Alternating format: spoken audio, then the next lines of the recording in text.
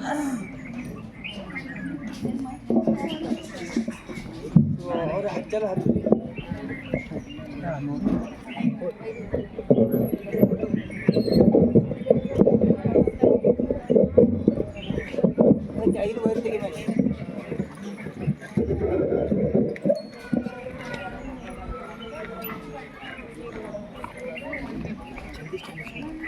ಶ್ರೀ ಗುರು ಬಸವಲಿಂಗಾಯ ನಮಃ.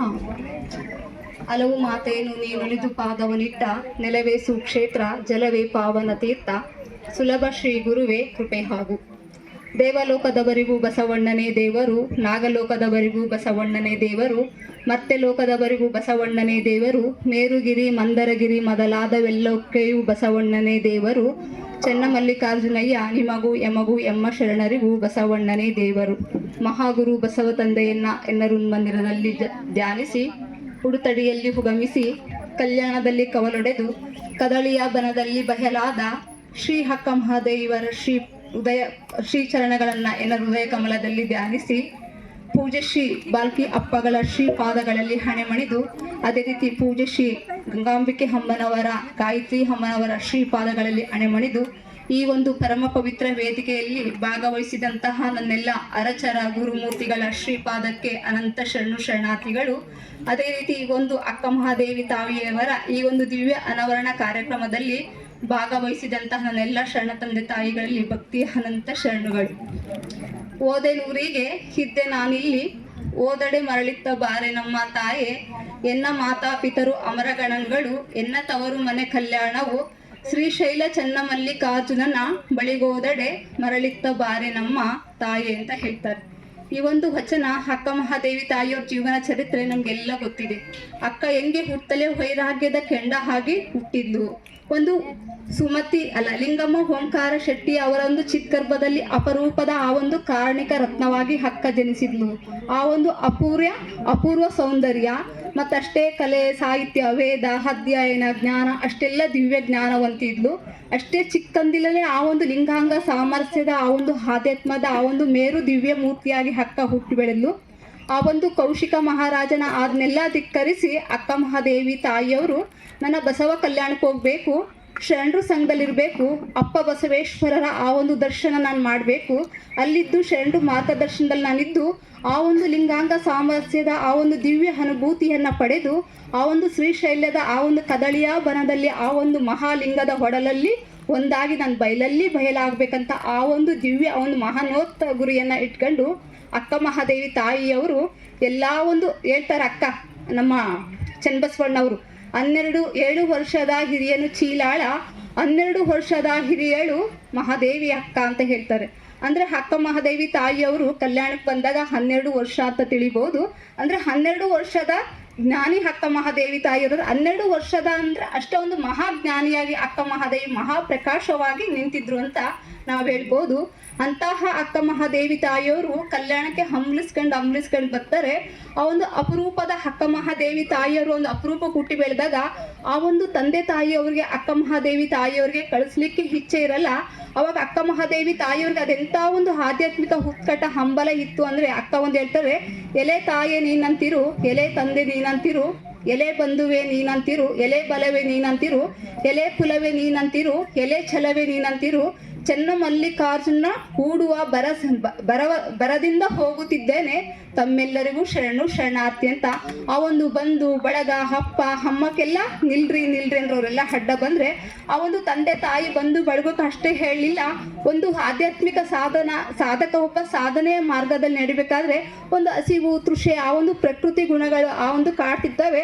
ಅಕ್ಕ ಅವನು ಎಷ್ಟು ಸಮಾಧಾನದಿಂದ ಅಂದರೆ ಒಬ್ಬ ಸಾಧಕರ ಕುರಿತು ಒಂದು ಸಹಜವಾಗಿ ಹೇಳ್ತಾರೆ, ಅವ್ರಿಗಂತಲ್ಲ. ಎಲೆ ಕಾಮವೇ ನೀನಂತಿರು, ಎಲೆ ಕ್ರೋಧವೇ ನೀನಂತಿರು, ಎಲೆ ಲೋಭವೇ ನೀನಂತಿರು, ಎಲೆ ಮೋಹವೇ ನೀನಂತಿರು, ಎಲೆ ಮತ್ಸರವೇ ನೀನಂತಿರು, ಸಕಲ ಚರಾಚರವೇ ನೀನಂತಿರು, ಚೆನ್ನಮಲ್ಲಿಕಾರ್ಜುನಗೆ ಕೂಡುವ ಭರದಿಂದ ಅವಸರದ ಓಲೆಯನ್ನು ಒಯ್ಯುತ್ತಿದ್ದೇನೆ, ಶರಣಾರ್ಥಿ ಅಂತ ಅಂದ್ರು.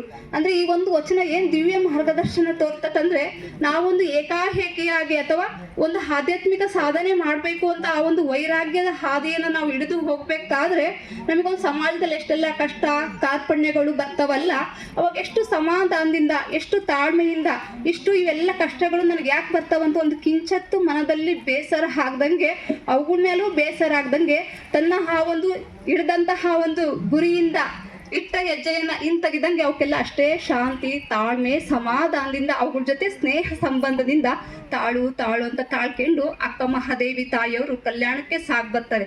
ಅಕ್ಕನ ಆ ಒಂದು ವೈರಾಗ್ಯದ ಆ ಒಂದು ಉತ್ಕಟತೆ ಎಷ್ಟಿತ್ತು ಅಂತ ಒಬ್ರು ಹೇಳ್ತಾರೆ. ಹೆಂಗೆ ನಾವು ಈಗ ನಡೆದು ಹೋಗ್ತಾ ಇರ್ತೀವಿ, ನಮಗೊಂದು ಹುಲಿನೋ ಸಿಂಹನೋ ಒಂದು ನದಿನೋ ಬೆಟ್ಟನೋ ಹಳ್ಳ ಕೊಳ್ಳ ನಮ್ಗೆ ಹರಿದು ಬಂದ್ರೆ ಅವು ಸಾಗೋಗ್ಲಿ ಹೋಗ್ಲಿ ಅಂತ ನಾವು ಅಂಜಿ ನಾವು ಹಿಂದೆ ಸರಿತೀವಿ. ಆದ್ರೆ ಅಕ್ಕ ಮಹಾದೇವಿ ತಾಯಿಯವ್ರು ಎಷ್ಟು ದಿಟ್ಟತನ ಎಷ್ಟು ಭರವಸೆಯಿಂದ ಹೋಗ್ತಾ ಇದ್ರಂದ್ರೆ, ಅಕ್ಕ ಮಹಾದೇವಿ ತಾಯಿಯವ್ರು ನಡೆದು ಹೋಗ್ಬೇಕಾದ್ರೆ ಹುಲಿ ಬರ್ಲಿ ಸಿಂಹ ಬರ್ಲಿ ನದಿ ಬರ್ಲಿ ಪರ್ವತ ಬರ್ಲಿ ಅವು ಯಾವ ಅಕ್ಕ ಬರ್ತಾ ಇದಾವೆ ಅಂತ ಅಕ್ಕ ನಿಲ್ತಿದ್ದಿಲ್ಲಂತೆ, ಅವು ತಾನೇ ನಿಲ್ಬೇಕಾಗಿತ್ತಂತೆ. ಅಂದ್ರೆ ಸಾಧಕ ಜೀವನದಲ್ಲಿ ಉತ್ತಮ ಮಧ್ಯಮ ಕನಿಷ್ಠ ಅಂತ ಹೇಳ್ತಾರಲ್ಲ, ಅಕ್ಕ ಹೇಳ್ತಾರೆ ಕನಿಷ್ಠ ಇರ್ಲಿಲ್ಲ ಮಧ್ಯಮ ಇರ್ಲಿಲ್ಲ ಉತ್ತಮ ಇರ್ಲಿಲ್ಲ, ಉತ್ತಮೋತ್ತಮ ಅಕ್ಕ ಮಹಾದೇವಿ ತಾಯಿಯವರು ಆ ಒಂದು ವೈರಾಗ್ಯದ ನಿಧಿ ಆಗಿದ್ರು ಅಂತ ಹೇಳ್ತಾರೆ. ಅಂತ ಒಂದು ಅಕ್ಕ ಮಹಾದೇವಿ ತಾಯಿಯವರು ಈ ಒಂದು ಪರಮ ಪವಿತ್ರ ಅಕ್ಕ ಮಹಾದೇವಿ ಗವಿ ಅಂತ ಹೇಳ್ತೀವಿ. ಬಂದವರ ಹೋಣಿ ಅಂದ್ರೆ ಕಲ್ಯಾಣದ ಹೆಬ್ಬಾಗಿಲು. ಯಾವುದೇ ಶರಣರು ಬಂದು ಲಿಂಗ ಪೂಜೆ ವಿಶ್ರಾಂತಿ ಮಾಡಿ ಮುಂದೆ ಮಹಾಮನೆಗೆ ಹೋಗ್ತಾ ಇದ್ರಂತೆ. ಅದೇ ರೀತಿ ಅಕ್ಕ ಮಹಾದೇವಿ ತಾಯಿಯವರು ಬಂದಾಗ ಇಲ್ಲಿ ಪ್ರಪ್ರಥಮ ಲಿಂಗ ಪೂಜೆ ಕುಂತಾಗ ಅಲ್ಲಮ ಪ್ರಭುದೇವರು ಅಪ್ಪಡೆ ಅಂತ ಕಿನ್ನಿದಿ ಬ್ರಹ್ಮಯ್ಯ ಬಂದು ಅಕ್ಕನಿಗೆ ಸ್ವಾಗತಿಸ್ಕೊಂಡು ಮಹಾಮನೆಗೆ ಕರ್ಕೊಂಡು ಹೋಗ್ತಾರೆ. ಅಲ್ಲಿ ಮಹಾಮನೆಗೆಲ್ಲ ಶರಣರು ಕೂಡಿರ್ತಾರೆ. ಅಲ್ಲಮ ಪ್ರಭುದೇವ್ರದ್ದು ಒಂದು ಅಪ್ಪಣೆ ಆಗಿರ್ತದ ಶರಣರಿಗೆಲ್ಲ. ಅಂದ್ರೆ ಅಕ್ಕ ಮಹಾದೇವಿ ಬರ್ತಾ ಇದ್ದಾರೆ ಹುಡುತಡಿಯಿಂದ. ಆ ಒಂದು ಬರ್ಬೇಕಾದ್ರೆ ನೀವೆಲ್ಲರೂ ಅಕ್ಕಗೆ ಸ್ವಾಗತ ಮಾಡ್ಕೊಳಂಗಿಲ್ಲ. ಅಕ್ಕಗೆ ಒಂದು ಅಪವಾದ ಬಂದಿದೆಯಲ್ಲ, ನಾವು ಸುಮ್ಮನೆ ಅಕ್ಕಗೆ ಹಿಂಬಿಟ್ಕೊಂಡ್ರೆ ನಾಳೆ ಸಮಾಜ ಏನೋ ಒಂದು ಅಪವಾದ ಹೊರಿಸ್ಬೋದು. ನಾ ಕೇಳುವಂತಹ ಒಂದು ಕಠಿಣ ಪ್ರಶ್ನೆಗಳಿಗೆ ಅಕ್ಕ ಮಹಾದೇವಿ ತಾಯಿಯವರು ಸಮರ್ಪಕ ಉತ್ತರ ಕೊಟ್ಟಾಗ ಅಕ್ಕ ನಾವೆಲ್ಲ ಹಿಂಬಿಟ್ಕೋಬೇಕು ಅಂತ ಹೇಳಿರ್ತಾರೆ.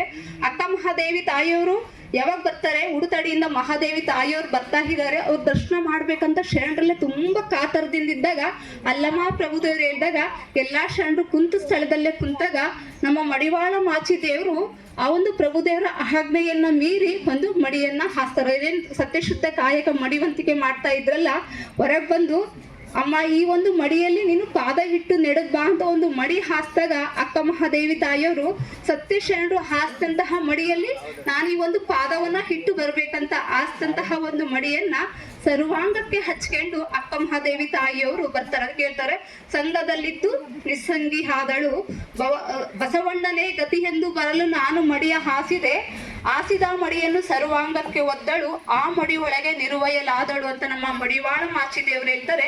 ಅಂತ ಒಂದು ಸರ್ವಾಂಗಕ್ಕೆ ಒದ್ದಂತಹ ಒಂದು ಮಡಿಯನ್ನ ಹಚ್ಕೊಂಡು ಅಕ್ಕ ಮಹಾದೇವಿ ತಾಯಿಯವರು ಅನುಭವ ಮಂಟಪಕ್ಕೆ ಹೋದಾಗ ಅಲ್ಲಮ ಪ್ರಭುದೇವರು ಬಸವೇಶ್ವರ್ಗೆಲ್ಲ ಆ ಒಂದು ದರ್ಶನ ಮಾಡಿದ ನಂತರ ಅಲ್ಲಮ ಪ್ರಭುದೇವರು ಕೇಳಿದಂತಹ ಒಂದು ಕಠೋರ ಪ್ರಶ್ನೆಗಳಿಗೆ ಸಮರ್ಪಕ ಉತ್ತರ ಕೊಟ್ಟ ನಂತರ ಅಲ್ಲಮ ಪ್ರಭುದೇವರು ಹಂಗನೆಯ ರೂಪಲ್ಲದೆ ವಸ್ತು ಮನ ಭಾವದಲ್ಲಿ ಬೆಚ್ಚಂತಿಪ್ಪುದು ಬಂದ ಕದನದಲ್ಲಿ ಬಂದು ಹಿಂಗಿದೆ ಎಲ್ಲ ಅಕ್ಕ ಗುಹೇಶ್ವರ ಲಿಂಗದಲ್ಲಿ ಉಭಯ ನಾಮ ಬಳಿದೆ ಎನ್ನಕ್ಕ ಅಂತ ಅಕ್ಕ ಮಹಾದೇವಿ ತಾಯಿಯವ್ರಿಗೆ ಅಕ್ಕ ಮಹಾದೇವಿ ತಾಯಿ ಅಕ್ಕ ನೀನ್ ನನಗೆ ಅಷ್ಟೆಲ್ಲ ಇಡೀ ಜಗತ್ತಿಗೆ ಅಕ್ಕ ಮಹಾದೇವಿ ತಾಯಿ ಅಂತ ಸಂಬೋಧಿಸ್ತಾರೆ.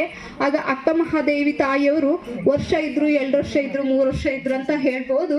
ಆ ಒಂದು ಅಪ್ಪ ಬಸವೇಶ್ವರು ಚನ್ನಬಸವಣ್ಣ ನೀಲಮ್ಮ ಗಂಗಮ್ಮ ಇವರೆಲ್ಲ ಆ ಒಂದು ಮಮತೆಯ ವಾತ್ಸಲ್ಯದ ಕಂದಳಾಗಿ ಆ ಒಂದು ಮಾರ್ಗದರ್ಶನದಲ್ಲಿ ಅಕ್ಕ ಮಹಾದೇವಿ ತಾಯಿಯವರು ಈ ಒಂದು ಬಂದವರ ಹೋಳಿಯಲ್ಲಿ ಶಿವಯೋಗ ಅನುಷ್ಠಾನವನ್ನ ಮಾಡ್ಕೊಂಡು ಮತ್ತ ಆ ಒಂದು ಶರಣರು ಅಪ್ಪಣೆ ಅಂದ್ರೆ ತನಗೊಂದು ಉತ್ಕಟವಾದ ಹಂಬಲ ಇರ್ತತೆ, ನಾನು ಕದಳಿಗೆ ಹೋಗ್ಬೇಕು ಶ್ರೀಶೈಲ ಹೋಗ್ಬೇಕು, ಈ ಒಂದು ಹಸಿವು ತೃಷೆ ನಿದ್ರೆಯನ್ನೆಲ್ಲ ಮರೆತು ಆ ಒಂದು ನನ್ನ ಇಚ್ಛೆ ಅನುಸಾರ ಆ ಒಂದು ನಿರ್ವಿಕಲ್ಪ ಸಮಾಧಿಯಲ್ಲಿ ನಾನು ಬಯಲಾಗ್ಬೇಕು ಅಂತ ಇಚ್ಛೆ ಇದ್ದಾಗ ಎಲ್ಲಾ ಶರಣರು ಮುಂದಿಟ್ಟಾಗ ಶರಣರೆಲ್ಲ ನಿರಾಕರಿಸ್ತಾರೆ. ಕಾಯಿ ಇರೋ ತನಕ ಶರಣರು ಸಂಘದಿಂದ ಇರಬೇಕು, ಆ ಒಂದು ಅರಿವಿರ ತನಕ ಕುರುಹಿನಿಂದ ಇರಬೇಕು, ಅರಿವನಕ್ಕ ಶರಣರ ಸಂಘವೇ ಮೊದಲು ಅಂತ ಈ ಒಂದು ಶರಣರು ಸಂಘ ಬಿಟ್ಟು ನೀನ್ ಯಾಕೆ ಹೋಗ್ತಿ ಅಂತ ಅಲ್ಲಮ ಪ್ರಭುದೇವರು ಬಸವೇಶ್ವರು ಎಲ್ಲ ಹೇಳಿದಾಗ ಇಲ್ಲ ನಾನು ಒಂದು ಕಲ್ಯಾಣಕ್ಕೆ ಅಲ್ಲಿ ಶ್ರೀಶೈಲ ಹೋಗ್ಬೇಕು, ಕದಳಿಯಲ್ಲಿ ನಾನು ಬಯಲಾಗ್ಬೇಕು ಅಂತ ಹೇಳಿದಾಗ ಆ ಒಂದು ಕಲ್ಯಾಣದ ಎಲ್ಲಾ ಶರಣರು ಅಕ್ಕ ಮಹಾದೇವಿ ತಾಯಿಯವರಿಗೆ ಮುಂಜಾನೆ ಬೀಳ್ಕೊಟ್ರು. ಅಕ್ಕ ಮಹಾದೇವಿ ಶ್ರೀಶೈಲಕ್ಕೆ ಹೋಗಿ ಆ ಒಂದು ಕದಳಿಯಲ್ಲಿ ಬಯಲಾದ್ರು ಅಂತ ಹೇಳ್ತಾರೆ. ಅಂತ ಒಂದು ಅಕ್ಕ ಮಹಾದೇವಿ ತಾಯಿಯವರು ಬಂದು ಇಲ್ಲಿ ಶಿವಯೋಗ ಅನುಷ್ಠಾನ ಮಾಡಿದಂತ ಈ ಒಂದು ಪರಮ ಪವಿತ್ರ ಈ ಒಂದು ದಿವ್ಯ ಭೂಮಿಯಲ್ಲಿ ಈ ಒಂದು ಅಕ್ಕ ಮಹಾದೇವಿ ತಾಯಿಯವರು ಆ ಒಂದು ದಿವ್ಯ ಅನಾವರಣ ನಡೆದಿದೆ. ಆ ಒಂದು ಸೇವಾ ಭಾಗ್ಯ ಅಕ್ಕ ಮಹಾದೇವಿ ತಾಯಿಯವರು ಉಡುತಡಿ ಅನುಭವ ಮಂಟಪಕ್ಕೆ ಬಂದಿದ್ದು ನಾವ್ ಯಾರು ನೋಡಿದ್ದಿಲ್ಲ. ಶರಣರು ಮಹಾದೇವಿ ಯಾವಾಗ ಬರ್ತಾಳೆ ಅಂತ ತುಂಬಾ ಕಾತರದಿಂದ ಕಾಯ್ತಾ ಇದ್ರು.